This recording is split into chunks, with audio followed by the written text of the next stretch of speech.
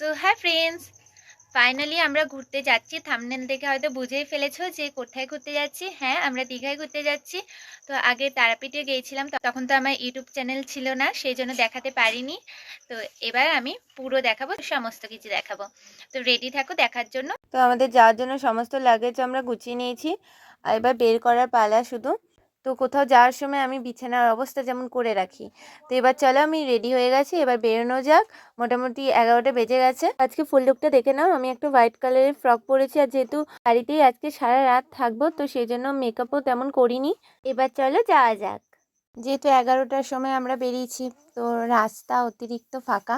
এবার 2-3 মিনিট হাঁটার পরেই এটাকে গাড়িটা এখানে পার্ক করে রাখা হয়েছিল, গাড়ির সামনে আমরা চলে এসেছি। তো এবার সমস্ত কিছু লাগেজ ঢোকানো হচ্ছে গাড়িতে, আর আমরা যেহেতু সামনে বসবো আর পিছনে মা, মাসি, দাদু এরা বসবে। এখানে আরো দুজনে আসবে, যার জন্য আমরা অপেক্ষা করছি।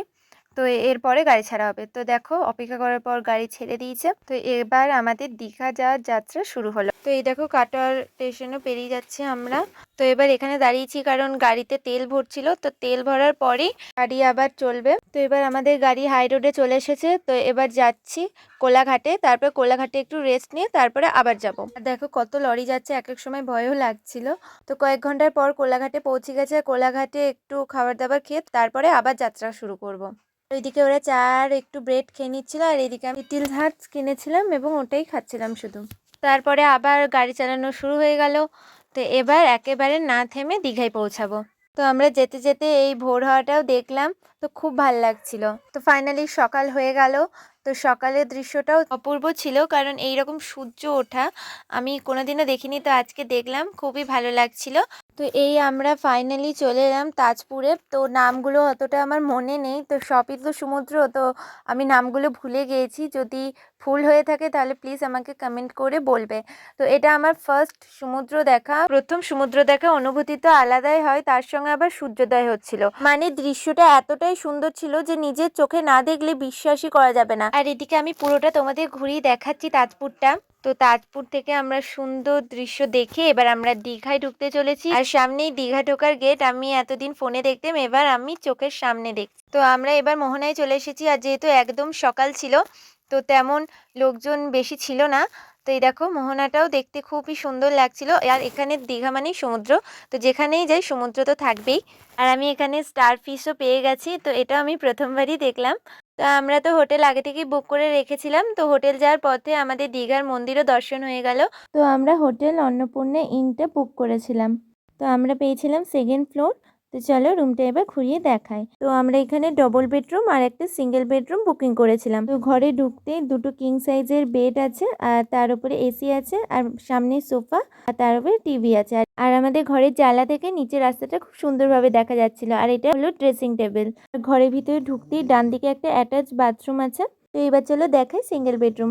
তো সিঙ্গেল বেডরুম ঢুকতেই বাথরুম ছিল, এই রুমে একটা ড্রেসিং টেবিল ছিল, আর এই রুমে ডবল সাইজের বেড আর একটা টিভিও ছিল, আর এই রুমের অ্যাটাচ ব্যালকনিও ছিল, আর একটা সোফা ছিল, সোফার সঙ্গে একটা সাইড টেবিলও ছিল। রুমগুলো কিন্তু অ্যাভারেজ ভালোই ছিল। তো এবার আমরা যাচ্ছি ছাদের দিকে। তো ছাদটাও যথেষ্ট বড় ছিল, তো তোমাদেরকে ঘুরিয়ে দেখাচ্ছি। উপর থেকে নিচেটা দেখো, আমার তো মনে হচ্ছিল যে ফোনটাই পড়ে যাবে। তো এবার এই সাইডটা ঘুরিয়ে দেখাচ্ছি তোমাদের। তো এই সাইডে পাশেই একটা বড় ধরনের হোটেল ছিল। তো চলে এবার আমরা যাই ব্রেকফাস্টের জন্য। এখানে আমরা সিঁড়ি দিয়ে নেমে যাচ্ছি, লিফটও ছিল, লিফটে ওরা আসছিল আর আমরা সিঁড়ি দিয়ে নেমে যাচ্ছি। তো এবার দেখো এখানে ভুরি ভোজ বলে একটা রেস্টুরেন্টে ঢুকে গিয়েছি। এখানে জলখাবারের জন্য লুচি আলু তরকারি অর্ডার করেছিলাম, আর মামা এখানে ভাত খেয়ে নিচ্ছিল। এবার হোটেলে কিছুক্ষণ বিশ্রাম নেওয়ার পর আমরা যাচ্ছি স্নান করতে সমুদ্রে। তো এটা আমার সমুদ্রে ফার্স্ট স্নান করা। তো চলো কেমন আনন্দ হয় তোমাদের সঙ্গে শেয়ার করব। তো দেখো মানে খুবই সুন্দর একটা অনুভূতি হচ্ছিল আমার, আর খুবই ভালো লাগছিল যখন ঢেউগুলো আসছিল। এক এক সময় পড়েও যাচ্ছিলাম, আবার এক এক সময় সামলেও নিচ্ছিলাম। আর সমুদ্রে যেহেতু নোনা জল, তো যেহেতু ঢুকে যাচ্ছিল আর কেমন একটা লাগছিল। আফটার অল বাড়িতে এসে ভালো করে স্নান করে তো এবার আমরা বেরিয়ে গেছি লাঞ্চের জন্য। আর এখানে দেখো কত বড় বড় হোটেল, সব কিছু দেখে আমরা চলে এলাম এই একটা রেস্টুরেন্টে। কি মোহনলাল না কি একটা রেস্টুরেন্ট, নামটা এখন হয়তো মনে নেই। তো আমি দেখিয়ে দিলাম রেস্টুরেন্টটা। আর এখানে যথেষ্ট ভালো খাবার দাবার পাওয়া যায় রিজনেবল প্রাইসে। যদি তোমরা একটু ভালো খাবার দাবার খেতে চাও তো এই রেস্টুরেন্টে অবশ্যই আসতে পারো। তো আমরা এখানে একটা ভেজ থালি অর্ডার করেছিলাম, তার সঙ্গে আলাদা করে মাটন কষা অর্ডার করেছিলাম। ভেজ থালির মধ্যে ডাল, এঁচোড় আলুর তরকারি, পাঁপড় আর মাছের মাথা দিয়ে একটা তরকারি। আর এখানে 1 প্লেট মাটনের মধ্যে 4-5 পিস করে মাটন ছিল। এবার ভাতের মধ্যে অল্প একটু মাটনের গ্রেভি মাখিয়ে একটু মাটন নিয়ে তারপরে মুখে ভরতে হবে।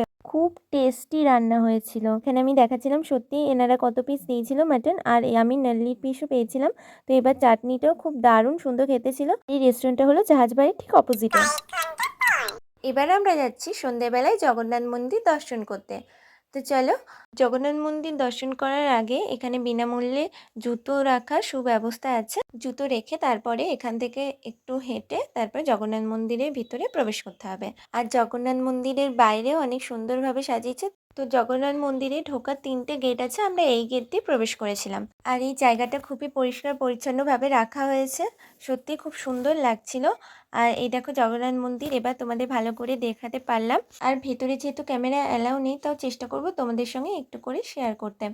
ওই মন্দিরে বিষ্ণুদেবের শয়নের মূর্তি ছিল। তো এবার যাচ্ছি মেন মন্দিরে। এবার তোমরা মন ভরে দর্শন করো। এবার ওখান থেকে বেরিয়ে পার্বতী মাতার একটা সুন্দর মূর্তি আছে। তো এখানে বিভিন্ন অবতারের মূর্তি আছে বিষ্ণুদেবের। আমাদের হোটেল থেকে বেরোতে একটু লেট হয়ে গিয়েছিল, কারণ 8টার সময় মন্দির বন্ধ করে দেবে। আর আমরা ওই 7:15-20 নাগাদ করে বেরিয়েছিলাম। আমাদের ভাগ্য খুবই ভালো ছিল, তাই মন্দিরে জগন্নাথদেব দর্শন করার কিছু মুহূর্ত আগেই আমরা ওখানে পৌঁছেছিলাম। আর জগন্নাথ মন্দিরটা এত বড় যে আমাদের হাঁটতে হাঁটতে পা ব্যথা হয়ে গিয়েছিল। এই দেখো রথ দর্শনও হয়ে গেল। তো এই রথে করেই ঠাকুর বেরোয়।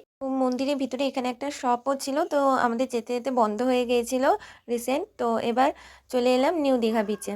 তো নিউ দীঘা বিচে আসতেই এখানে আমি টুপি দেখা শুরু করে দিয়েছি, কারণ এই টুপিগুলো কেনার না আমার অনেক দিনের শখ। আর এখানে অনেক রকমের দোকান বসেছিল, খাবারের দোকান, জিনিসপত্রের দোকান সবই বসেছিল। আর এখানে দামটা না একটু বেশি ছিল, তো সেই জন্য আমরা টুকিটাকি কিছু জিনিস কিনেছি। এখানে আমি একটু ঝালমুড়ি খেয়ে নিচ্ছিলাম।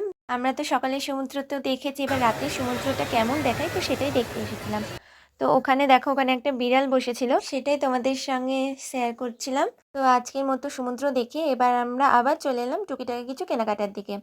তো এই দেখো এই জিনিসটা আমরা কিনেছি, তো বাড়ি গিয়ে দেখাবো যে কী কী কিনেছি।